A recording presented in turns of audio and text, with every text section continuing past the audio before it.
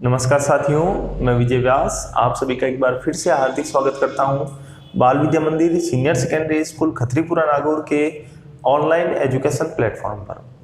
साथियों, पिछले वीडियो में अपन ने अशोक के धर्म के बारे में चर्चा की थी, जो एग्जाम के पॉइंट ऑफ व्यू से बहुत ही इंपॉर्टेंट टॉपिक है। आज अपन उससे आगे बात करेंगे और मौर्यों का अंतिम पार्ट पढ़ेंगे अपन मौर्यकालीन प्रशासन के बारे में। मौर्यकालीन प्रशासन दूसरा महत्वपूर्ण टॉपिक है और साथ ही मैंने जो मौर्यकालीन प्रशासन 10वीं कक्षा में पढ़ा रखा है उसका जो लिंक है आपको डिस्क्रिप्शन बॉक्स के अंदर और साथ ही साथ पहले कमेंट के अंदर भी मिल जाएगा। साथ ही जो अपनी क्लास 12 इतिहास की जो प्लेलिस्ट है उसका भी आपको लिंक है जो डिस्क्रिप्शन बॉक्स के अंदर और आपके कमेंट के अंदर जो कमेंट बॉक्स के अंदर है मिल जाएगा, आप उसे भी चेक कर सकते हैं। तो आज अपन स्टार्ट करते हैं मौर्यकालीन प्रशासन के बारे में। जब मौर्यकालीन प्रशासन की बात करते हैं तो सबसे पहले बात आती है इसकी जानकारी की कि अपने को इनकी जानकारी कहाँ से प्राप्त होती है। तो ध्यान रखना, मौर्यकालीन प्रशासन की जानकारी 2 ग्रंथों से प्राप्त होती है। सबसे पहला ग्रंथ है वो है आपके इंडिका। इंडिका किसके द्वारा निर्मित पुस्तक है? वो है मेगस्थनीज के द्वारा। और दूसरा है आपके अर्थशास्त्र। अर्थशास्त्र किसके द्वारा निर्मित है? वो है आपके कौटिल्य, चाणक्य या विष्णुगुप्त, कोई भी नाम आ सकता है। तो इन दोनों से अपने को क्या जानकारी मिलती है? इन दोनों से ये जानकारी मिलती है कि भारत का पहला केंद्रीकृत शासन प्रणाली थी वो मौर्यकालीन प्रशासन थी। यह अपन कहें राजनीतिक सत्ता का केंद्रीकरण किसके अंदर हुआ था? वो हुआ था मौर्यों के काल के अंदर। उससे पहले कभी भी राजनीतिक सत्ता का केंद्रीकरण नहीं हुआ था। सारी शक्ति राजा के अंदर निहित थी। ये भी पहला किस काल के अंदर हुआ जिसे अपन कहते हैं सत्ता का केंद्रीकरण? वो भी कब हुआ था? इन्हीं मौर्यों के काल के अंदर हुआ था।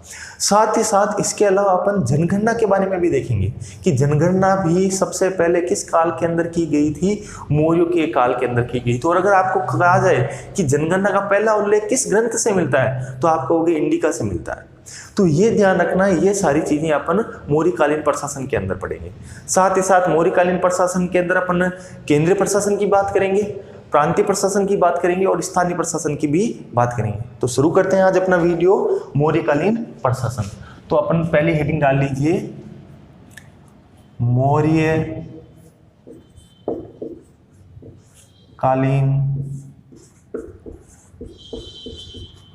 प्रशासन।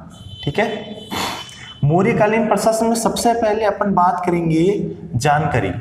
तो जानकारी अपने को 2 स्रोतों से प्राप्त होती है। एक और बात बताना चाहूंगा, जब आप नोट्स बना रहे होते हैं तो 2 काम करना होता है। एक तो आपको नोट्स को शॉर्ट से शॉर्ट्स बनाओ, यानी जितना छोटा होगा ना उतना ही नोट्स इफेक्टिव होगा और आपको बार बार पढ़ने लायक होगा। साथ ही साथ उस नोट्स के हो एक कोशिश हो जहां तक बन सके उसको डायग्राम में बनाने की कोशिश करो, जिससे क्या होगा आपको याद करने में वो आसान रहेगा। तो सबसे पहले अपन जानकारी की बात करते हैं। तो देखो, पूरा नहीं लिखूंगा, मौर्यकालीन प्रशासन की जानकारी कहां से प्राप्त होती है, बस इतना ही लिखो, जानकारी। यानी जो चीज अपने को इंपॉर्टेंट है बस वही लिखनी है। बाकी सारी बातें अपने को कहां पर लिखनी है? परीक्षा के अंदर लिखनी है। ठीक है ना? तो अपने यहाँ पर जो महत्वपूर्ण चीजें होती है केवल वही लिखेंगे। कहां कहां से प्राप्त होती है? सबसे पहले मैं यहाँ पर लिख देता हूं इंडिका। अब पूरा लिखने की जरूरत नहीं है। इंडिका क्या है? ग्रंथ है। किसका है? मेगस्थनीज का है। ठीक है, और दूसरा ग्रंथ किसकी बात करेंगे अपन?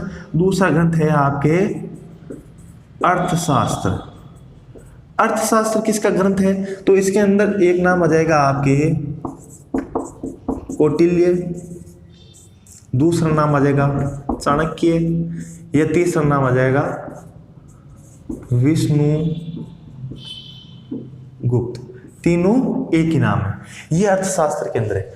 मौर्यकालीन प्रशासन की तो जानकारी अपने को मिल गई, लेकिन अर्थशास्त्र के अंदर एक बहुत अच्छी बात लिख रखी है। ये भी आपके किताब के अंदर तो नहीं आ रखी है, लेकिन आप ध्यान रख लेना। चाणक्य ने एक राज्य के कुछ अंग बताए हैं। क्या बताए हैं? राज्य के अंग। यहां लिख देते हैं राज्य के अंग। हम राज्य के अंग क्यों पढ़ रहे हैं? क्योंकि राज्यों के अंग से ही तो पता चलेगा एक राज्य के अंदर क्या क्या होता है, फिर अपन उसी की ही व्याख्या करेंगे, वो आपके मौर्यकालीन प्रशासन हो जाएगा। देखो कैसे, राज्य के अंग में अर्थशास्त्र में क्या लिखा गया है, राज्य में क्या क्या वस्तुएं होनी जरूरी है, क्या क्या किन किन बातों का ध्यान रखना चाहिए। सबसे पहले तो राजा, अपन सबसे पहले एक काम करते हैं, अपन स्वयं को क्या मान लेते हैं, राजा। आप स्वयं राजा हो गए, ठीक है। आप ये सोचो, जब आप राजा हो तो कोई ना कोई स्थान के राजा होंगे, ऐसा तो है नहीं राजा बन गए लेकिन आपका कोई स्थान नहीं है, चाहे आपका घर हो चाहे आपका रूम हो, कोई ना कोई एक स्थान होगा। तो अपन राजा कहाँ के होंगे, कोई ना कोई स्थान के होंगे, और उस स्थान को अपन ने क्या कह दिया, जनपद। तो नंबर 1 पर आ गए आपके राजा, नंबर 2 पर आपका आ गया जनपद। जब आप राजा हो गए और आपका कोई स्थान होगा तो निश्चित रूप से आपके क्या होंगे, मंत्री भी होंगे। तो इन्हीं मंत्रियों को अपन ने क्या नाम दे दिया, अमात्य। अमात्य कह दो या मंत्री कह दो, एक ही बात है। तो नंबर 3 पर आपके कौन आ गया, अमात्य आ गया। फिर नंबर 4 पर जब आपके अमात्य होगा और आपका एक जनपद होगा तो इन सबको रहने के लिए कोई ना कोई एक स्थान भी तो होगा, जिसे अपन क्या कहेंगे, दुर्ग। तो नंबर 4 पर अपन लिख देंगे दुर्ग, ये नंबर 4 पर दुर्ग। भाई आप राजा हो, आपका एक जनपद है, आपके अमात्य, यहाँ कोष्टक में मंत्री लिख दूं जिससे आप भूलोगे नहीं, और आपका एक दुर्ग भी होगा। इन सब के होने के कारण आपका इन सब का ध्यान रखने के लिए, इनका संचालन करने के लिए आपके पास में एक सेना भी तो होगी। तो ये लो आपकी लिख दी आपकी सेना, चाहे जितनी हो, 1 2 5 10 50 हो, लेकिन आपकी कोई ना कोई सेना होगी। चलो नंबर 5 पर आ गई आपकी सेना। अब आपको पता है दुर्ग के संचालन के लिए रुपए पैसों की आवश्यकता होगी, मंत्रियों को देने के लिए रुपए पैसे की आवश्यकता होगी, आपके जनपद में संचालन के लिए भी रुपए पैसे की आवश्यकता होगी, आपको भी रुपए पैसों की आवश्यकता होगी, जब भी तो आप अपना संचालन करोगे। साथ ही साथ इतनी बड़ी सेना का संचालन करने के लिए भी आपके पास में रुपयों की आवश्यकता होगी। तो इन सब रुपयों की आवश्यकता के लिए अपन ने क्या बना दिया, कोष। ये नंबर 6 पर आ गया आपके कोष। कोष के अंदर क्या रखा जाएगा, धन। कोष का मतलब क्या हो गया, जहां पर अपन धन का संचय करके रखेंगे। और नंबर 7 पर आपको पता है, जब आप राजा हो तो राजा का दायित्व होता है अपने राज्य का विस्तार करना। जब आप राज्य का विस्तार करोगे तो दूसरे पड़ोसी देशों के साथ या पड़ोसी राज्यों के साथ में आप युद्ध करोगे। जब आप पड़ोसी राज्यों के साथ युद्ध करोगे तो आपको कोई न कोई मित्र की आवश्यकता होगी, जो आपके राज्य से नहीं होगा, कोई अन्य राज्य का राजा होगा जो आपकी युद्ध के समय सहायता करेगा। तो नंबर 7 पर क्या हो जाएगा आपका, मित्र। तो ये हो जाएंगे आपके राज्य के अंग। अर्थशास्त्र में यानी कौटिल्य ने अर्थशास्त्र में राज्य के 7 अंग बताए। कौन कौन से अंग है, राजा, जनपद, अमात्य, दुर्ग, सेना, कोष व मित्र। ये राज्य के 7 अंग है। ये किसके अंदर बता रखे हैं, अर्थशास्त्र के अंदर बता रखे हैं। किसने बताए हैं, कौटिल्य चाणक्य या विष्णुगुप्त ने बताए। और लगभग यही अपने क्या होगा, केंद्रीय प्रशासन होगा। जब अपन इनको एक एक करके पढ़ेंगे तब अपने को ज्यादा ध्यान आएगा। लेकिन उससे पहले अपन बात करते हैं जो आपका मौर्य कालीन प्रशासन था, वो क्या था, प्रथम केंद्रीकृत शासन प्रणाली। भारत की प्रथम केंद्रीकृत शासन प्रणाली कौन सी थी, मौर्यकालीन प्रशासन। ठीक है। दूसरा, पहली बार राजनीतिक एकता। भारत में पहली बार राजनीतिक एकता किस काल में देखने को मिली, मौर्यकालीन प्रशासन के अंदर अपने को, या मौर्य काल में अपने को पहली बार राजनीतिक एकता देखने को मिली। फिर अपन ने बात करेंगे प्रथम बार प्रशासनिक अधिकारियों की नियुक्ति परीक्षा द्वारा। प्रशासनिक अधिकारियों की नियुक्ति तो पहले भी होती थी। अधिकारी मतलब कौन हो गए, यहां पर अधिकारी मतलब मंत्री। इनकी नियुक्ति तो पहले भी होती थी, लेकिन पहले परीक्षा के द्वारा नहीं होती थी। पहली बार अधिकारियों की नियुक्ति वो भी किसके द्वारा, परीक्षा के द्वारा। किस काल में शुरू हुआ, मौर्य काल के अंदर शुरू हुआ। और जो ये परीक्षा होती थी ना, उसको क्या कहते थे अपन, उपधा परीक्षण। इसको क्या कहते थे, उपधा परीक्षण। इस उपधा परीक्षण के अंदर किस प्रकार की जांच होती थी, आपके चरित्र व योग्यता की जांच। आपको अगर पूछ लिया जाए इस उपधा परीक्षण में किस प्रकार की जांच होती थी, तो आपके चरित्र व योग्यता की जांच। महत्व किसको दिया जाता था, चरित्र को। अगर आपका चरित्र अच्छा है तो आपका राष्ट्र अपने आप ही अच्छा हो जाएगा, इसलिए सबसे ज्यादा महत्व किसको दिया जाता था, चरित्र को दिया जाता था। तो भारत में पहली बार प्रशासनिक अधिकारी की नियुक्ति के लिए परीक्षा का आयोजन कौन करवाता था, मौर्य काल के अंदर प्रशासनिक, जो मौर्य काल का प्रशासन था वो करवाता था। इसी के साथ ये उपधा परीक्षण कई बार तो राजा के द्वारा स्वयं लिया जाता था। राजा जब अपने मंत्री की नियुक्ति करता था, महापुरोहित है, पुरोहित है, या अपने जो सेनापति है, इन सब की नियुक्ति के लिए वो स्वयं उपधा परीक्षण करता था। और उसके बाद में अपन बात करेंगे प्रथम बार जनगणना। भारत में पहली बार जनगणना किसके काल के अंदर हुई, मौर्यों के काल के अंदर हुई। तथा जन्म व मृत्यु का पंजीयन। भाई जन्म व मृत्यु का पंजीयन भी, यानी जन्म लेने वाले बच्चों का पंजीयन और मर जाने वाले व्यक्तियों का पंजीयन भी किस काल के अंदर होता था, भारत में पहली बार मौर्य काल के अंदर हुआ था।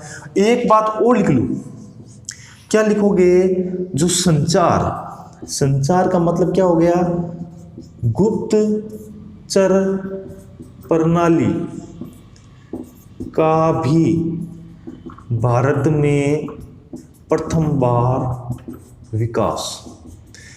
भारत में गुप्तचर प्रणाली का विकास, संचार प्रणाली या गुप्तचर प्रणाली, इसको गुप्तचर प्रणाली से ये लो, गुप्तचर प्रणाली से याद रखना, संचार या गुप्तचर प्रणाली का विकास पहली बार किस काल के अंदर हुआ है, मौर्य काल के अंदर हुआ है। तो मौर्य काल भारत की प्रशासनिक दृष्टि से बहुत ही महत्वपूर्ण काल है। साथियों, जब अपन इसको पूरा देखेंगे तब अपने को लगेगा वर्तमान में जिस प्रकार की संस्थाएं चल रही है ये उस काल से चल रही है जब मौर्यों ने प्रशासन व्यवस्था चलाई थी। तो इसका मतलब मौर्यों की प्रशासनिक व्यवस्था बहुत ही अच्छी थी। तो इसका एक बार वापस अपन देख लेते हैं। मौर्यकालीन प्रशासन की जानकारी अपने को कहां से प्राप्त होती है, अर्थशास्त्र से और मेगस्थनीज की इंडिका से। अर्थशास्त्र के अंदर राज्य के 7 अंग बताए गए, कौन कौन से, राजा, जनपद, अमात्य, दुर्ग, सेना, कोष और मित्र। मौर्यकालीन जो प्रशासन था उसमें पहली बार केंद्रीकृत शासन। केंद्रीकृत शासन प्रणाली का तात्पर्य मैं बता देता हूं, शासन की समस्त शक्तियां।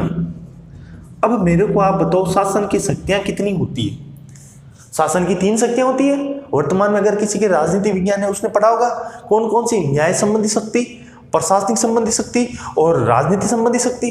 कहने का मतलब कानून बनाने की शक्ति और न्याय करने की शक्ति और प्रशासन चलाने की शक्ति, यही तो शक्तियां होगी भाई। समस्त शक्तियां, यही तो 3 शक्ति है, कार्यपालिका, न्यायपालिका और व्यवस्थापिका। ये तीनों शक्तियां, शासन की समस्त शक्तियां एक केंद्र में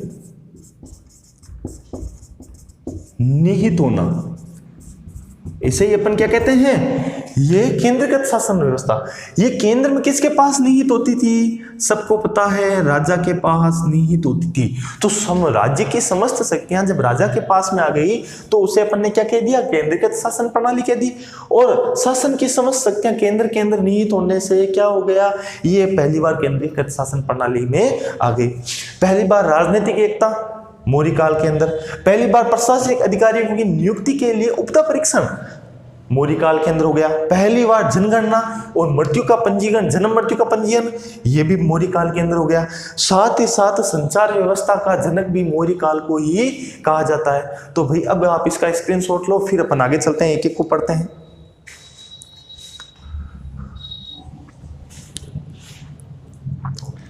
ले लिया होगा आपने स्क्रीनशॉट। अब अपन आगे चलते हैं। अब अपना जो महत्वपूर्ण टॉपिक है वो स्टार्ट करते हैं, मौर्यकालीन प्रशासन। अभी तो अपन ने केवल बात की है कि अपने को जानकारी कहां से प्राप्त होती है। अब अपन बात करेंगे इस जानकारी को अपन किस प्रकार आगे बढ़ाते हैं। ये तो थी मौर्यकालीन प्रशासन की जानकारी, दो स्थानों से प्राप्त होती है, मेगस्थनीज की इंडिका से, और दूसरी अपने को प्राप्त होती है अर्थशास्त्र से, जो किसकी है, कौटिल्य, विष्णुगुप्त या चाणक्य की।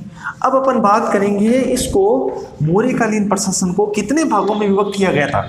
अब मेरे को आप बताओ वर्तमान में शासन प्रणाली को कितने भागों में विभक्त किया गया। सीधी सी बात है, 3 भागों में। कौन कौन सी? एक तो केंद्र से, दूसरी राज्य से, और तीसरी स्थानीय स्तर पर। भाई स्थानीय स्तर पर अपन मानते हैं सांसद या विधायक, और अपन राज्य स्तर पर मानते हैं मुख्यमंत्री, और केंद्र स्तर पर मानते हैं प्रधानमंत्री और राष्ट्रपति। उसी प्रकार मौर्यकालीन प्रशासन को भी अपन कितने भागों में विभक्त कर सकते हैं? 3 भागों में विभक्त कर सकते हैं। कौन कौन से? यहां देखिए, अपने केंद्र था तो वहां पर भी कौन सा हो गया, केंद्रीय प्रशासन। फिर नंबर 2 पर कौन सा जाएगा, अपने यहां पर राज्य प्रशासन होता है, वहां पर नाम परिवर्तन करके कर दो प्रांतीय प्रशासन, ठीक है। और फिर नंबर 3 पर यहां पर वही, अब जैसे अपने हैं स्थानीय प्रशासन। अब ध्यान से सुनो, मुख्य तो बात करनी केंद्रीय प्रशासन की, प्रांतीय प्रशासन और स्थानीय प्रशासन में केवल अपने को एक एक बात याद रखनी है। इसमें सबसे मुख्य कौन सा आएगा? केंद्रीय प्रशासन आएगा। तो मुख्य बात तो अपन करेंगे केंद्रीय प्रशासन की, तो इसमें सबसे ज्यादा बात होगी अपने केंद्रीय प्रशासन की। पहला है केंद्रीय प्रशासन। केंद्रीय प्रशासन में जो अपन ने 7 अंग लिखे थे ना, लगभग वो सारे ही सम्मिलित किए जाते हैं। जो राज्य के 7 अंग लिखे थे वो सारे के सारे किसके अंदर सम्मिलित किए जाते हैं? केंद्रीय प्रशासन के अंदर सम्मिलित किए जाते हैं, और इन्हीं को ही क्रम से अपने को साथ में लेना है। सबसे पहले अपन अगली हेडिंग डालो यहां पर, केंद्रीय प्रशासन।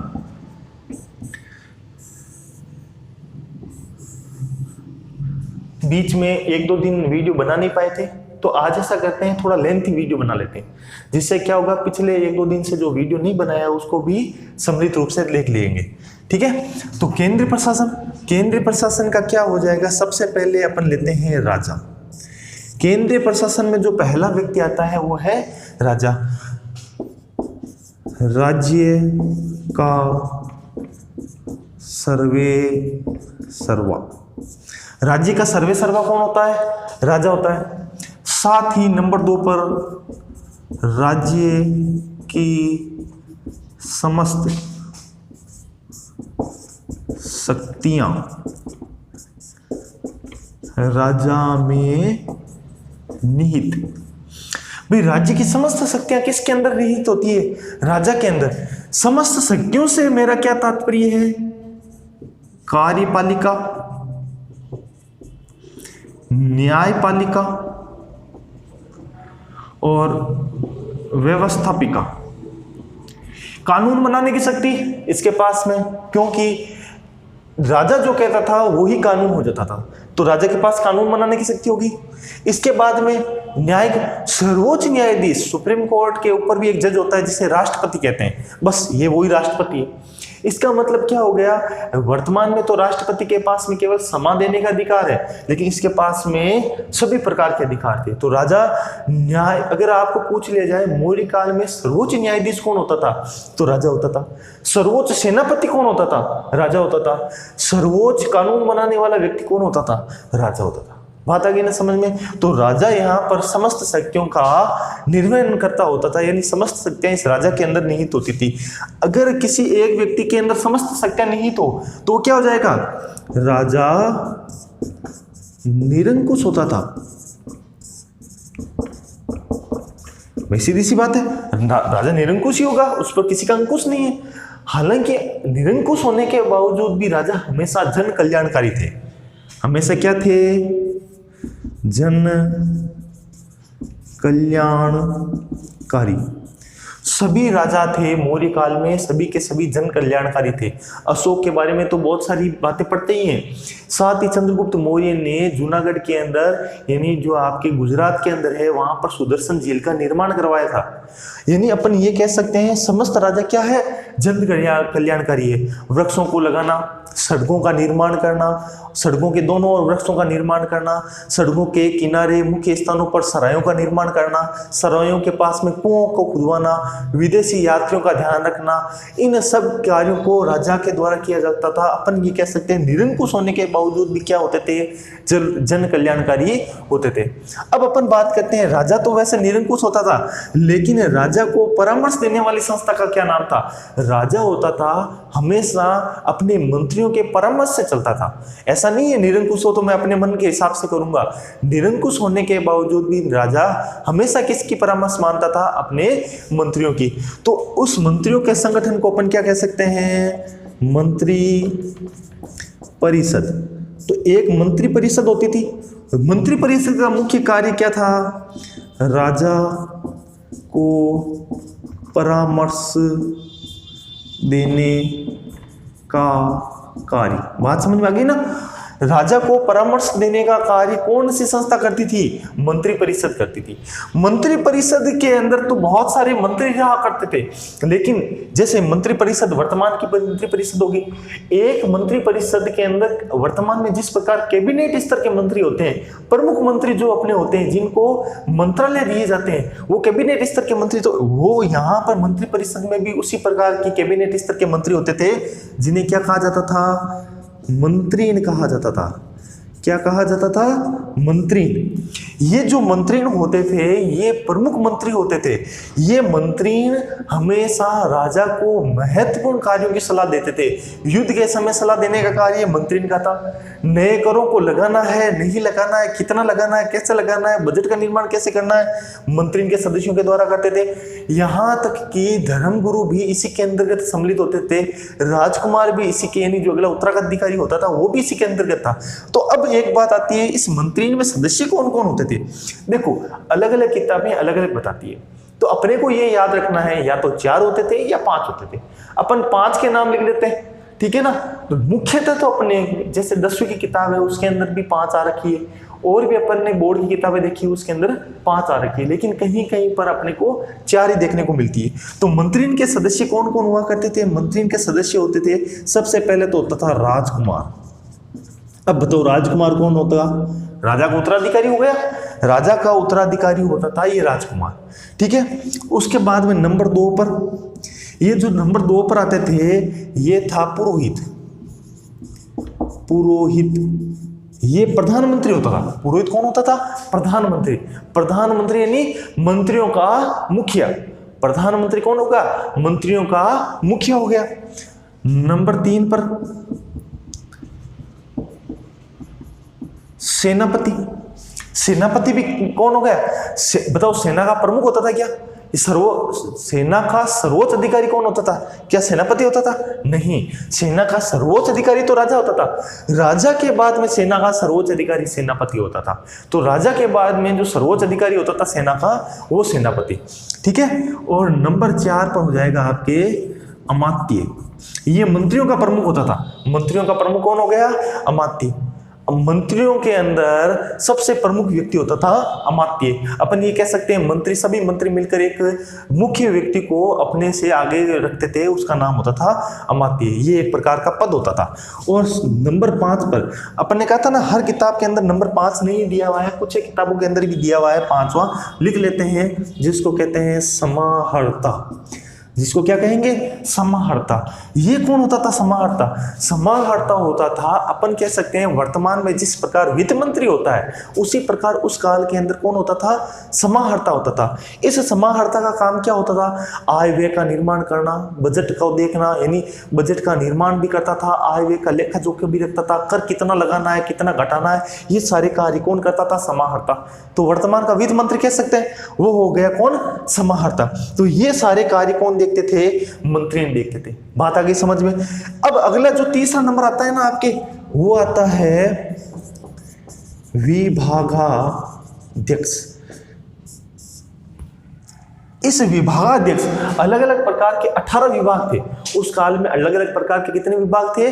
18 विभाग थे। उन्हीं के अध्यक्ष होते थे विभागाध्यक्ष। लेकिन विभागाध्यक्ष को भी क्या कहा जाता था? विभागाध्यक्ष को कहा जाता था आपके तीर्थ। तो अगला टॉपिक हो जाएगा अपने तीर्थ। तो तीर्थों की संख्या कितनी थी? 18। अब अगर पूछ लिए जाए मौर्य काल में तीर्थ कौन होते थे, तो मौर्य काल में प्रशासनिक व्यवस्था को सुचारू रूप से चलाने के लिए 18 विभागों का निर्माण करवाया गया था। और इन्हीं 18 विभागों के जो प्रमुख विभाग अध्यक्ष होता है उसी को क्या कहा जाता था? तीर्थ कहा जाता था। बात आई नहीं समझ में? तो तीर्थ की संख्या थी 18 और इसके बाद में इसके अंतर्गत संचालन के लिए या प्रशासनिक दृष्टि को और सुचारू रूप से चलाने के लिए अध्यक्षों का भी निर्माण करवाया गया था। अध्यक्ष, इन अध्यक्षों की संख्या कितनी थी? 27। बात आई कि नहीं समझ में? तीर्थों की संख्या 18 और अध्यक्षों की संख्या 27। अब बताओ आपको 18 और 27 याद करने पड़ेंगे क्या? नहीं करने पड़ेंगे। क्यों नहीं करने पड़ेंगे? क्योंकि अपने से इतने नहीं पूछे जाते हैं। प्रमुख वही पूछे जाएंगे जो आपकी किताब के अंदर क्रमानुसार आ रखे हैं, और जो क्रमानुसार आ रखे हैं वो अपन बीच बीच में करा रहे हैं। इन 18 तीर्थ, कुछ तीर्थों में से याद करेंगे, सारे करने की जरूरत नहीं है, और कुछ अध्यक्ष में से याद करेंगे, इसमें भी सारे करने की आवश्यकता नहीं है। 18 तीर्थों में से 5 तीर्थ तो आपके यहीं आ गए। फिर अपन बात करेंगे अध्यक्षों की। अध्यक्ष भी आगे धीरे धीरे अपने सामने आते जाएंगे। फिर अपन क्या करेंगे, अंतिम में एक लिस्ट बना लेंगे इन सबको अलग से याद करने की। ठीक है, तो कुल कितने तीर्थ हो गए? 18 और अध्यक्ष कितने हो गए? 27। अब अपन बात कर लेते हैं सेना की। अब अपन यहां पर बात कर लेते हैं नंबर 4 पर, सेना। सेना को भी 2 भागों में विभाजित कर रखा है। किस प्रकार विभाजित कर रखा है? ग्रंथों के हिसाब से। ठीक है ना, ग्रंथों के हिसाब से सेना को कितने भागों में विभाजित कर रखा है? 2 भागों के अंदर। किस प्रकार? एक ग्रंथ की बात करते हैं इंडिका, उसके अंदर तो बता रखा है 6 प्रकार के, और अर्थशास्त्र के अंदर आ रखा है चतुरंग बल सेना। 6 प्रकार की सेना कौन बताता है? अपने यूनानी जो व्यक्ति है मेगास्थनीज, उसकी पुस्तक के अंदर 6 प्रकार आ रखा है। लेकिन अर्थशास्त्र में कितने बता रखा है? चतुरंग बल सेना, 4 प्रकार की बल सेना। तो पहले 6 प्रकार की लिख देते हैं, उसमें 4 प्रकार की आ जाएगी। देखो कौन कौन सी थी। सबसे पहले पैदल सैनिक। ठीक है, बात समझ में आती है, पैदल सैनिक तो होते थे। नंबर 2 अश्व सैनिक। अश्व का मतलब क्या हो गया? घुड़सवार, घोड़े पर बैठकर लड़ाई करने वाले सैनिक। नंबर 3 गज सैनिक। गज का मतलब कौन हो गया? हाथी। और नंबर 4 आपके आ जाएगा रथ सैनिक। ठीक है ना, नंबर 4 पर कौन आ जाएगा? रथ सैनिक। नंबर 5 पर अपने आ जाएगा नौ सैनिक। नौ सेना। नौ सेना का मतलब क्या हो गया? जल के अंदर वाली सेना। ठीक है, वो कौन सी हो जाएगी? नौसेना। और नंबर 6 पर आपके आ जाएगा यातायात। यातायात, ये 6 बातें कौन बताता है? ये बताता है मेगास्थनीज। लेकिन चतुरंग बल सेना, ये आपकी चतुरंग बल सेना, यहां पर क्या लिख देता हूं? चतुरंग बल सेना। इस चतुरंग बल सेना का उल्लेख कौन करता है? आपका अर्थशास्त्र। अब अर्थशास्त्र लिख दूं तो कौटिल्य अपने आप आ गया। ठीक है ना, तो चतुरंग बल सेना का उल्लेख किसके अंदर आ रखा है? अर्थशास्त्र के अंदर आ रखा है, जिसमें पैदल सैनिक, अश्व सैनिक, गज सैनिक और रथ सैनिक, इन सब की चर्चा कर रखी है। बात आ गई ना समझ में? अपन ने केंद्र प्रशासन के अंदर 4 टॉपिक पढ़े हैं, राजा, मंत्रिपरिषद, तीर्थ और सेना। राजा सर्वे सर्वा होता था, समझ सकते हैं, उसी के अंदर निहित होती थी, निरंकुश होता था, लेकिन साथ में जन कल्याणकारी भी होता था। राजा को परामर्श देने के लिए मंत्रिपरिषद का निर्माण करवाया गया था। मंत्रिपरिषद में एक और आंतरिक संस्था थी जो बहुत ही महत्वपूर्ण संस्था थी, और मुख्य कार्यों में इन्हीं की ही परामर्श को माना जाता था। राजकुमार, पुरोहित, सेनापति, अमात्य और समाहर्ता, ये उसके सदस्य थे। तीर्थों की संख्या 18 थी। 18 तीर्थ। तीर्थ का मतलब क्या होता था? विभागों के अध्यक्ष। प्रशासनिक दृष्टि को सुचारू रूप से चलाने के लिए तीर्थों का निर्माण किया गया था, जिनकी संख्या थी 18। और इन तीर्थों यानी इन विभागों के प्रमुख को क्या कहा जाता था? तीर्थ। अध्यक्षों की संख्या थी उस समय 27। और सेना, 4 प्रकार की सेना को चतुरंग बल सेना, जिसका उल्लेख अर्थशास्त्र के अंदर आ रखा है, पैदल, अश्व, गज और रथ। और 2 प्रकार की सेना अतिरिक्त रूप से बताता है कौन? मेगास्थनीज। तो एक बार इसका स्क्रीनशॉट लो, फिर उसके बाद में और चलते हैं आगे। ले लिया होगा आपने स्क्रीनशॉट।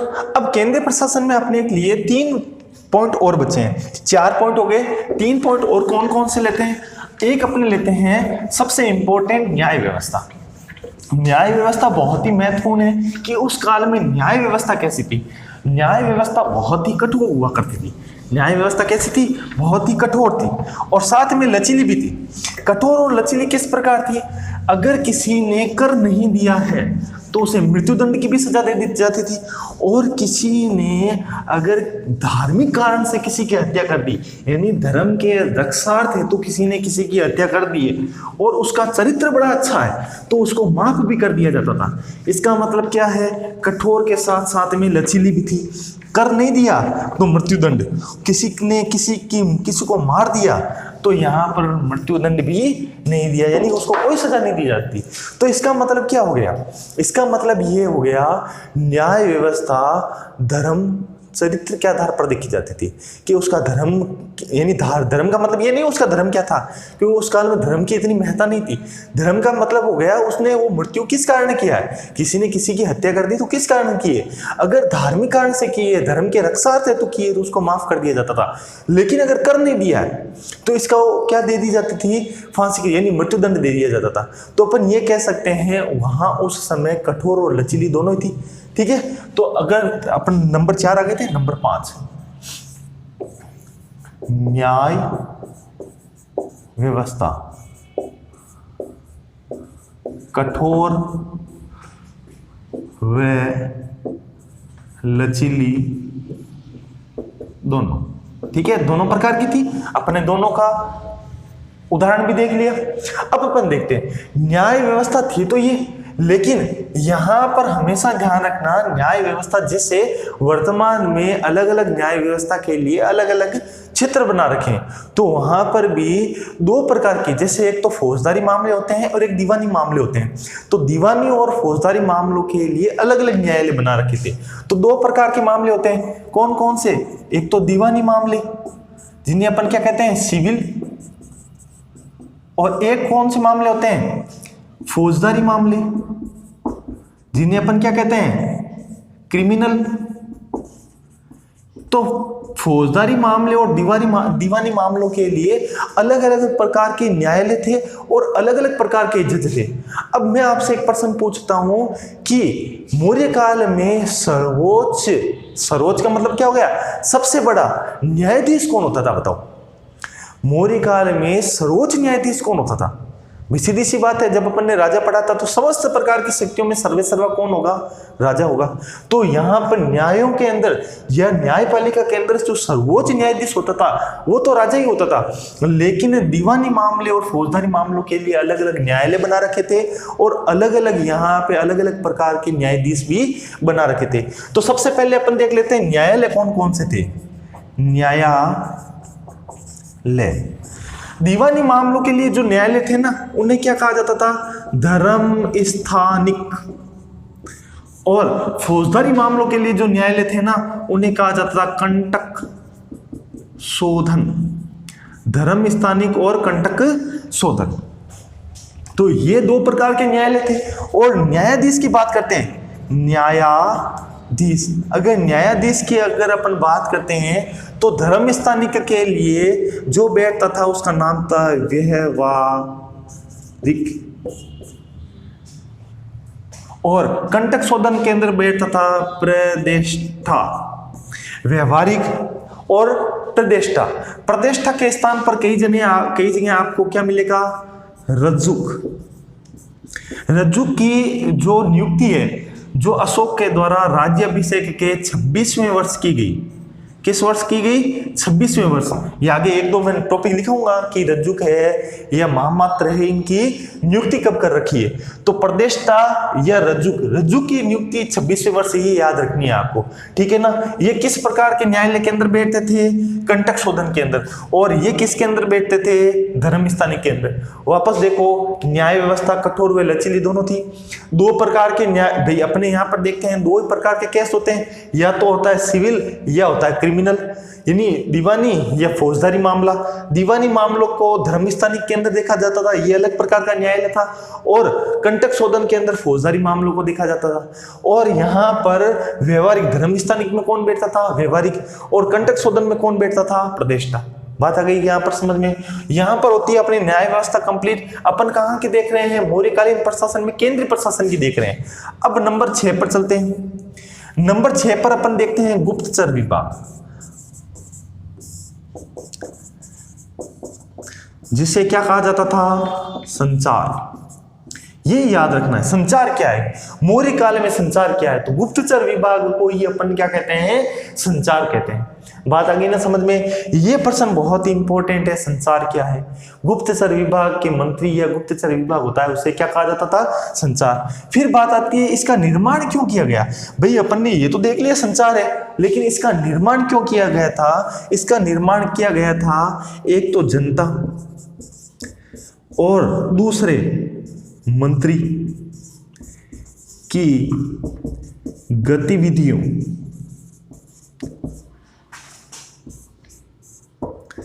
पर निगरानी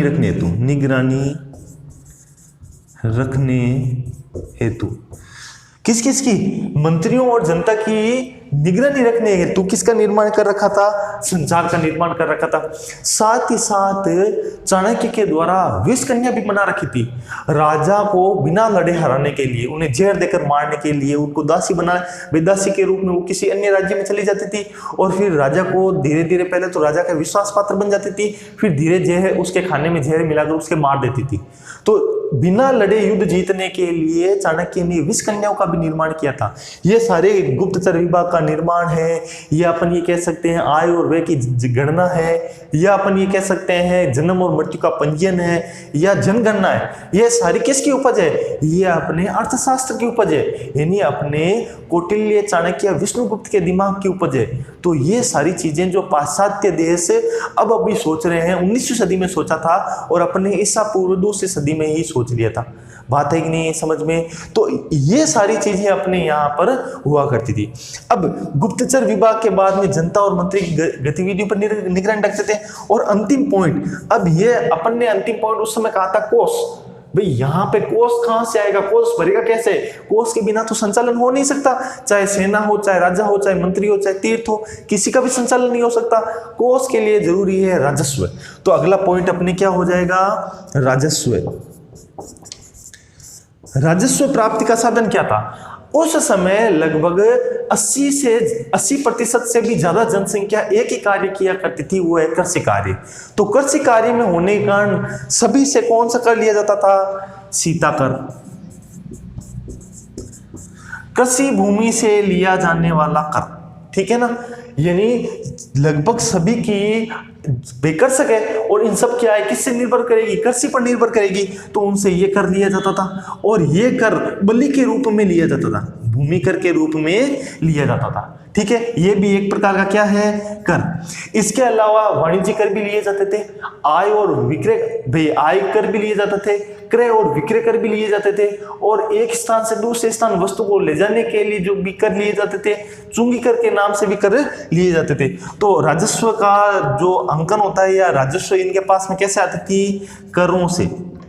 बात आ गई ना समझ में, ये करों के द्वारा अपने कार्य किया करते थे। तो आय का मुख्य स्रोत क्या था, या राजस्व का मुख्य स्रोत क्या था, कर। ये प्रश्न आ सकता है कि राजस्व का मुख्य स्रोत क्या था, आपके कर था। और अधिकतर जनसंख्या कृषक होने के कारण सबसे ज्यादा कर किस रूप में आता था, सीता कर या बलि कर के रूप में आता था। अब एक और आप बात कई बार देखे भी होंगे कि राजा को क्या कहा गया है, षडभागी। षडभागी, षडभागी का मतलब क्या होता है, 1/6 भाग का उपभोग करने वाला। कौन होता है, राजा होता है। बात है कि नहीं समझ में, 1/6 भाग का उपभोग करने वाला कौन होता है, राजा। तो कर कितना लिया जाता था, 1/6 भाग। अगर प्रशासनिक दृष्टि की मैं बात करूं तो सबसे कम कर इस काल के अंदर लिया जाता था, क्योंकि अपन जैसे जैसे आगे बढ़ेंगे ना, इस कर में भी वृद्धि होती जाएगी।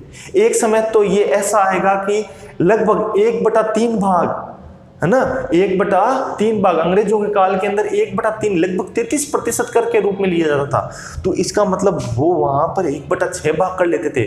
और रुमनदेही अभिलेख में तो इसको और भी कम कर दिया। रुमनदेही अभिलेख में क्या कर दिया, 1/8 भाग कर दिया। तो इसका मतलब क्या हो गया कि उस समय कर व्यवस्था बहुत ही आसान थी। कर सकते, लेकिन कर्षकों से जो कर के रूप में रुपए लेते थे या अनाज लेते थे वो बहुत ही कम लेते थे। बात आ गई क्या समझ में? अब अपन देखो, न्याय व्यवस्था कठोर और लचीली दोनों थी। 2 प्रकार के थे, दीवानी मामले और फौजदारी मामले। दीवानी मामलों के लिए धर्म स्थानिक, फौजदारी मामलों के लिए कंटक शोधन। दीवानी मामलों को देखने के लिए जो न्यायिक होता था उसे व्यवहारिक कहा जाता था, और जो फौजदारी मामलों को देखने के लिए होता था उसे प्रतिष्ठा या रज्जुक कहा जाता था। ये जो रज्जुक है उसकी नियुक्ति राज्याभिषेक के 26वें वर्ष करते हैं न्याय की समरूपता के लिए। अगर पूछ लिया जाए रज्जुक की नियुक्ति क्यों की गई है, न्याय की समरूपता हेतु।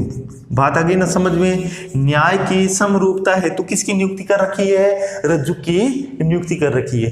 तो ये आप स्क्रीनशॉट लो। फिर अपन आगे चलते हैं मौर्यकालीन जो प्रांतीय प्रशासन है उसके अंतर्गत। ले लिया होगा अपनी स्क्रीनशॉट। अब अपन आगे चलते हैं। ये तो अपने हो गया प्रांतीय प्रशासन। अब प्रांतीय प्रशासन के बाद में अपन बात करेंगे जो इस क्षेत्र के अंदर अभी हुआ केंद्रीय प्रशासन। अब अपन बात करेंगे प्रांतीय प्रशासन की। प्रांतीय प्रशासन अपने जिस प्रकार देश तो एक है लेकिन राज्यों की संख्या परिवर्तन 28, यानी राज्यों को, देश को कितने भागों में बांट रखा है, 28 भागों में बांट रखा है। उसी प्रकार वहां पर उस काल के अंदर मौर्य काल को भी प्रांतों के अंदर विभक्त किया गया था। अब मौर्य काल के अंदर कितने प्रांत थे? महत्वपूर्ण बस अपने को प्रांतों के राज्यों के नाम, बस ये 2 ही चीजें पूछी जाती है। तो मुख्य अपन यहां पर बात करेंगे प्रांत और प्रांतों के राज्यों के नाम। तो यहां पर अपन बात कर लेते हैं प्रांतीय प्रशासन। जब अपन प्रांतीय प्रशासन की यहां पर बात कर रहे हैं ना, तो प्रांतीय प्रशासन में सबसे पहले देखते हैं प्रांतीय प्रशासन में प्रमुख व्यक्ति कौन हुआ करता था जो इस प्रशासन को चलाता था। प्रांतीय प्रशासन के अंदर जो प्रमुख व्यक्ति हुआ करता था उसका नाम था राजकुमार। क्या नाम था? राजकुमार। राजकुमार कौन हो गया? राजा का पुत्र। ज्यादातर क्या होता था, राजा अपने पुत्र को या अपने सगे संबंधियों को ही प्रांत का प्रशासक नियुक्त करते थे, यानी ये क्या होते हैं, प्रशासक। आगे यहां पर लिख देता हूं प्रशासक, यानी शासक के अधीन क्षेत्रों पर शासन करने वाला। इनको अपन गवर्नर भी कहते हैं। इनको क्या कहते हैं? गवर्नर भी कहते हैं। अपन ने भी पढ़ा था बिंदुसार के काल में अशोक कहाँ का गवर्नर था? उज्जैनी का गवर्नर था। और ये जो आपके एक और पुत्र था सुसीम, वो कहाँ का गवर्नर था? वो आपके गवर्नर था तक्षशिला का। पढ़ा था ना। एक अपने दिव्य वदान के अंदर भी बात आ रखी है कि वहां पर विद्रोह हुआ था। तो ये सारी चीजें अपन ने पढ़ी थी। तो वो गवर्नर भी थे। गवर्नर का मतलब क्या हो गया? ये प्रशासक। तो ये तो राजकुमार हुआ करते थे। इनको और एक शब्द से पुकारा जाता था आर्यपुत्र। क्या पुकारा जाता था? आर्यपुत्र। अब बात तो ये ठीक है कि केंद्र प्रशासन में सर्वा प्रशासक हुआ करते थे, लेकिन इसको कितने भागों में बांटा गया था? तो मुख्यतः इसको 5 भागों में बांटा गया था। मुख्यतः कितने भागों में बांटा गया था? 5 भागों। यानी प्रांतीय प्रशासन को या प्रांतीय व्यवस्था को मौर्य काल में 5 भागों में बांटा गया था। दिशाओं के नाम याद होगा, उत्तर, दक्षिण, पूर्व और पश्चिम। अब अगर मैं उत्तर की बात करूं तो उत्तर का तो बड़ा आसान है, उत्तरापथ। ठीक है, उत्तर वाले राज्य का नाम क्या हो गया? उत्तरापथ। और दक्षिण वाले राज्य का नाम क्या हो जाएगा? दक्षिणापथ। बात आ गई ना समझ में? उत्तरापथ और क्या हो गया? दक्षिणापथ। अब पूर्व के अंदर एक राज्य था। आपको पता होगा कि अशोक ने कलिंग राज्य को जीता था। ठीक है, अब आपको कमेंट करके बताना है अशोक ने कलिंग राज्य को कब जीता था, वर्ष का नाम भी बताना है और साथ साथ में राज्याभिषेक के कौन से वर्ष जीता था यह भी आपको बात बतानी है कमेंट बॉक्स के अंदर कमेंट करके। ठीक है, अब यहां पर पूर्व के अंदर जीता था तो किसको जीता था? कलिंग को जीता था। ये हो गई एक राजधानी। और पश्चिम के अंदर एक और राजधानी थी जिसका नाम था उज्जैनी। क्या नाम था? उज्जैनी। तो ये आपके 4 राज्य हो गए। एक राज्य था मध्य राज्य, है ना, ये था मध्य प्रांत। आगे चलकर मध्य प्रांत का नाम परिवर्तन करके क्या कर दिया गया? प्राची। तो ये आपके कितने राज्य हो गए? 5 राज्य हो गए। कौन कौन से? उत्तरापथ, दक्षिणापथ, कलिंग, उज्जैनी और प्राची, 5 राज्य। राजधानियां देख लो। उत्तरापथ की राजधानी थी तक्षशिला। दक्षिणापथ की राजधानी कौन सी होगी बताओ? सुवर्णगिरी। तक्षशिला, सुवर्णगिरी। कलिंग की राजधानी अशोक ने 2 राजधानी बताई थी। कौन कौन सी थी? एक तो थी आपके धौली, दूसरी थी आपके तोसली। धौली व तोसली, ये 2 राजधानी थी। उज्जैनी की राजधानी बताओ कौन सी थी? अवंती। ये लो, ये सारी होगी। यानी उत्तरापथ, तक्षशिला, दक्षिणापथ, सुवर्णगिरी, कलिंग की धौली व तोसली और उज्जैनी की कौन सी हो गई? अवंती। अब मध्य प्रांत की राजधानी कौन सी थी बताओ? मध्य प्रांत जो पूरे मौर्य प्रशासन की राजधानी थी वही मध्य प्रांत की राजधानी थी। नाम बताओ? पाटलिपुत्र। बिहार के अंदर, ठीक है ना। पटना वर्तमान क्षेत्र। तो ये सारी उस समय क्या थी? प्रांत की व्यवस्था थी। प्रांतों का प्रमुख राजकुमार, आर्यपुत्र, अधिकतर सगे संबंधी हुआ करते थे। प्राथमिकता राजकुमारों को दी जाती थी और उसके बाद में 5 भागों में विभक्त था। उत्तरापथ, तक्षशिला, दक्षिणापथ, सुवर्णगिरी, पूर्वी क्षेत्र के अंदर धौली व तोसली और पश्चिमी क्षेत्र के अंदर उज्जैनी व अवंती, ठीक है ना। और मध्य प्रांत को प्राची कहा जाने लगा। उसकी राजधानी थी पाटलिपुत्र। यहाँ पाटलिपुत्र में कौन बैठता था? यहाँ पर तो राजा बैठता था और 4 अन्य क्षेत्रों पर आर्यपुत्र या राजकुमार शासन किया करते थे। तो ले स्क्रीनशॉट, फिर अपन आगे चलते हैं।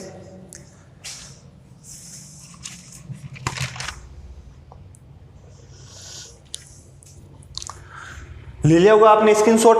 अब अपन बात करते हैं, ये तो हो गया प्रांतीय प्रशासन। अब अपन ने एक और बात की थी स्थानीय प्रशासन की। और स्थानीय प्रशासन के अंदर अपन किसकी बात करते हैं? जो स्थानीय क्षेत्र है। अब स्थान में भी कितने क्षेत्र हो गए? एक आता है नगर, एक आता है राज्य, ये अपने ग्राम। तो अपन इनकी बात कर लेते हैं। इसमें अधिकतर कुछ नहीं पूछा जाता है, ज्यादातर मिलान वाले प्रश्न होते हैं ना, वो इससे पूछे जाते हैं, जो अब मैं कराऊंगा आपके स्थानीय प्रशासन, ठीक है। स्थानीय प्रशासन। अब स्थानीय प्रशासन केंद्र के अंदर कौन हो? अच्छा, वर्तमान स्थिति के हिसाब से देखें, जिसमें याद करना थोड़ा सा आसान हो जाएगा, ठीक है ना। अगर मैं वर्तमान की बात करूं तो सबसे ऊपर कौन है? देश। देश को किस में बांटा है? राज्यों के अंदर बांटा है। राज्य को किस में बांटा है? राजस्थान से बात कर लेते हैं क्या? राजस्थान को संभागों के अंदर बांटा है कि नहीं बांटा है? अच्छा, संभागों को जिला के अंदर बांटा है। अच्छा, जिलों को किसके अंदर बांटा है? वे जिलों को तो गांव के अंदर बांट दिया, ठीक है। ये व्यवस्था 1 2 3 4 5।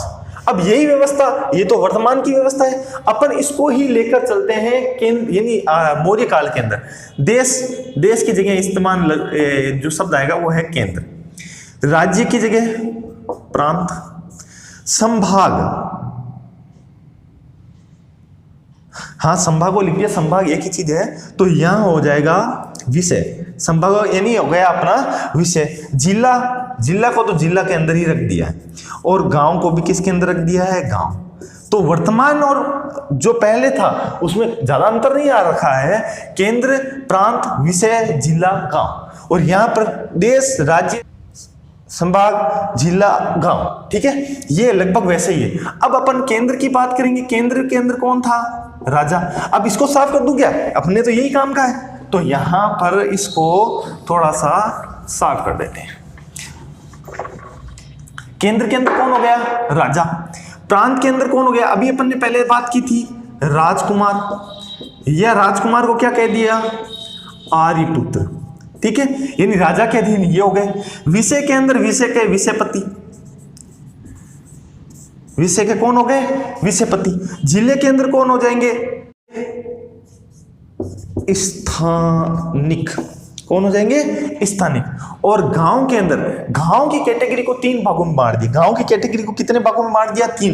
एक के पास में 100 गांव, एक के पास में 10 गांव, एक के पास में 1 गांव। ये 3 कैटेगरी बना दी। 10 गांव वालों को तो कह दिया संग्रहक,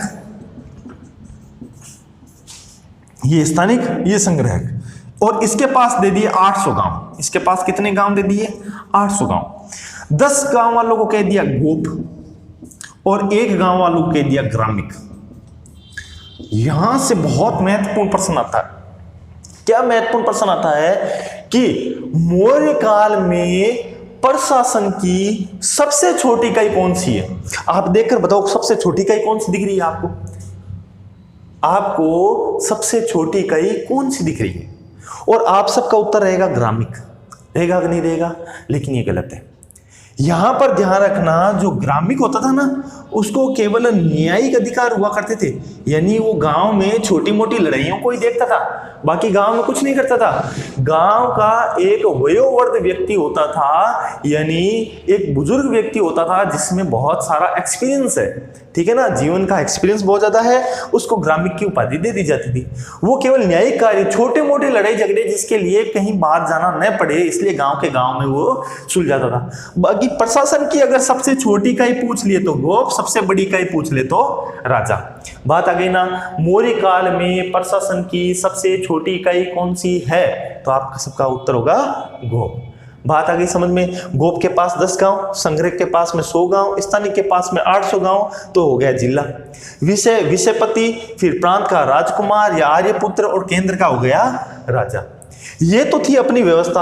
अधिकतर प्रश्न आपको यहां से बस यही पूछा जाएगा, एक तरफ इनके नाम दे देगा, एक तरफ इनके नाम दे देगा कि मिलान करो, ठीक है ना। इसके अलावा आपसे नहीं पूछा जाएगा। हाँ, अब गांव का वो संग्रहक दे सकता है, गोप दे सकता है, ग्रामिक दे सकता है, जरूरी नहीं है आपको तीनों दे, ठीक है ना। इन तीनों में से कोई एक दे देगा तो वो भी गांव से संबंधित रह जाएगा। जिला को हटाकर सीधा गांव भी दे सकता है, तो इसलिए आपको ये याद करने जरूरी है। अब अगर ये तो ठीक है, गांव के अंदर ये तो स्थिति अपन ने देख ली, और अगर अपन नगरों के अंदर चले तो नगरों के अंदर क्या था भाई? नगर भी तो थे, गांव थे तो नगर भी थे, अपन ने देखा है, विषय भी थे, जिला भी थे। नगर के अंदर क्या होता था? नगर का और गांव का। अब मैं आपसे पूछूं, अपन ने गांव भी देखे हैं और नगर भी देखे हैं, तो मुख्यतः अंतर अपने को क्या दिखाई देता है? भाई मुख्यतः अंतर तो केवल एक दिखाई देता है, गांव के अंदर उद्योग नहीं है और नगरों के अंदर क्या है? आपके उद्योग है। जब उद्योग है भाई, गांव और नगर का अंतर तो मुख्यतः यही होता है, एक स्थान पर उद्योग होंगे, दूसरे स्थान पर उद्योग नहीं होंगे। तो उस काल में भी यही था। तो वहां पर उस काल में क्या हुआ करते थे? नगर हुआ करते थे। और नगरों के अंदर देखो क्या बनी हुई थी? समितियां। तो अगला टॉपिक हो जाएगा आपके नगर की समितियां। अगर मैं बात करूं, एक नगर में कितनी समितियां होती थी? 6 समितियां होती थी। नगर में समितियां कितनी होती थी? 6 समितियां होती थी। और प्रत्येक नगर में 6 समितियों में प्रत्येक समिति के अंदर 5-5 सदस्य होते थे। और प्रत्येक समिति में, यहां लिख दूं, प्रत्येक समिति में 5-5 सदस्य थे। प्रत्येक समिति में कितने कितने सदस्य थे? 5-5 सदस्य थे। अब यहां पर 5-5 सदस्य थे, लेकिन मुख्य बात तो है ये 6 समितियां कौन सी थी, ठीक है ना। अपन ने थोड़ी देर पहले क्या बात की थी? गांव और नगर में अंतर किसका है? उद्योग का अंतर है। तो हम उद्योग से शुरू करेंगे। अब जब मैंने इसकी उद्योग की बात की है, तो सबसे पहले समिति भी कौन सी होगी? उद्योग समिति। बस आपको केवल ये एक याद करनी है, उद्योग समिति। फिर आगे अपने आप ही इससे संबंधित समितियां अपने आप याद होती जाएगी, आपको रटने की बिल्कुल भी आवश्यकता नहीं होगी। अब भाई बात मेरे को बताओ, जब उद्योग होगा तो उद्योग होगा तो क्या होगा? वस्तुओं का निर्माण होगा।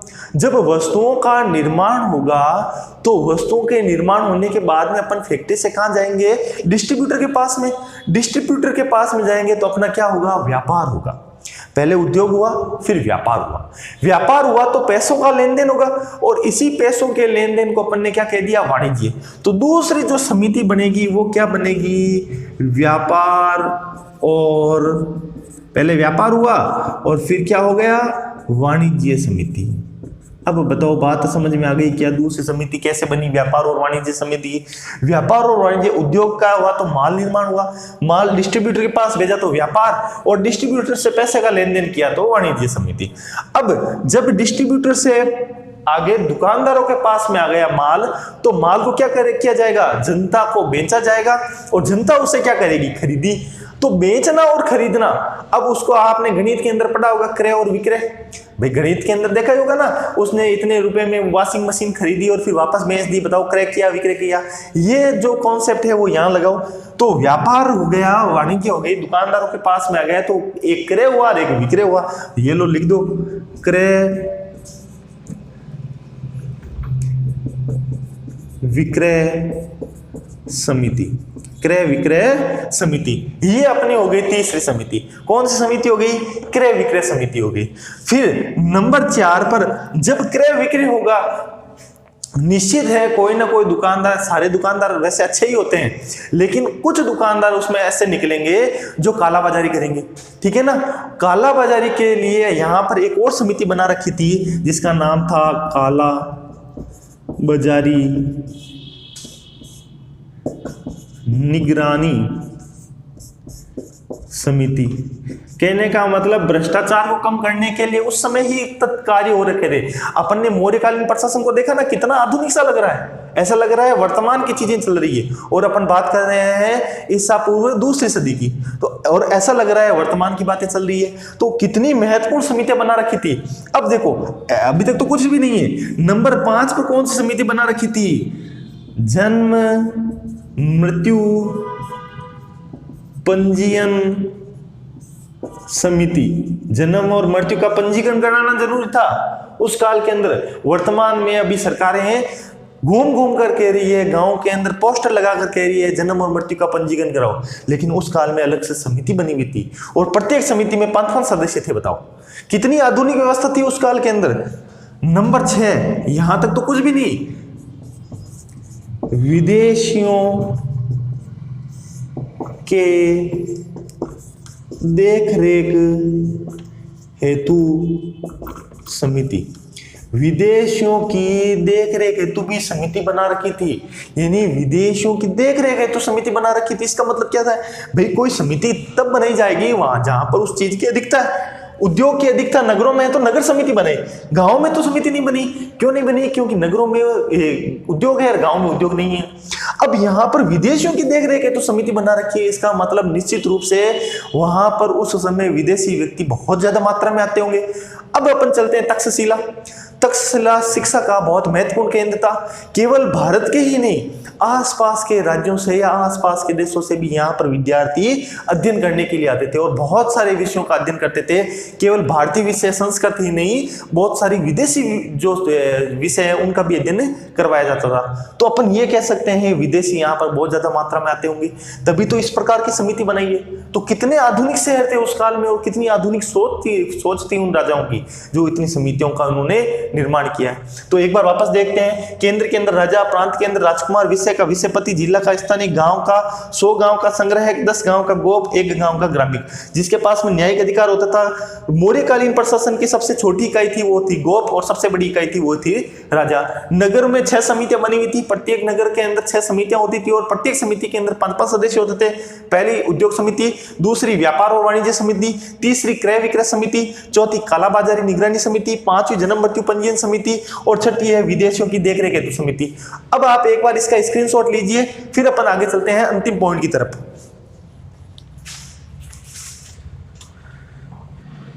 ले लिया आपने स्क्रीनशॉट, अब अपन आगे चलते हैं। अब यहां पर ये तो अपने हो गए प्रशासन कंप्लीट। अब अपन बात करते हैं अशोक ने प्रशासनिक सुधार के लिए क्या क्या कार्य किए। 2 और 3 कार्य हैं जो बहुत महत्वपूर्ण है और कई बार परीक्षा के अंदर प्रश्न भी इसी के पूछे जाते हैं। देखो कौन कौन से हैं, तो अगली हेडिंग डालिए, अशोक के द्वारा प्रशासनिक सुधार के लिए किए गए कार्य।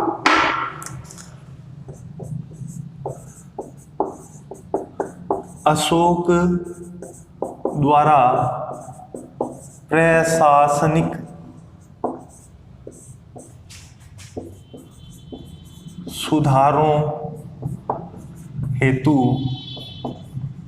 किए गए कार्य। क्या क्या कार्य किए गए? 2-3 कार्य याद रखने, ज्यादा याद नहीं रखने। सबसे पहला तो अपन ये बात याद रखते हैं कि अशोक अपनी प्रजा को क्या मानता था? अशोक था अपनी प्रजा को संतान मानता था। अपन ने पहले भी बात कर रखी है, उसने राजत्व का सिद्धांत भी यही दिया था कि मैं पिता हूं और मेरी ये जो प्रजा है वो क्या संतान है। लेकिन वो किस स्तंभ लेख के अनुसार थी? चतुर्थ या चौथे स्तंभ लेख। एक तो चौथे स्तंभ लेख में ये बात लिख रखी है, और एक कौन सा है? पृथक कलिंग लेख। इन दोनों के अंदर क्या बात आ रखी है कि प्रजा मेरी का मतलब अशोक की संतान है। प्रजा मेरी क्या है? संतान है। ये किस अभिलेख के अंदर आ रखी है? ये आ रखी है चौथे स्तंभ लेख के अंदर। अच्छा, छठे स्तंभ लेख के अंदर एक और बात आ रखी है। क्या बात आ रखी है कि छठे स्तंभ लेख अनुसार अशोक ने प्रतिवेदकों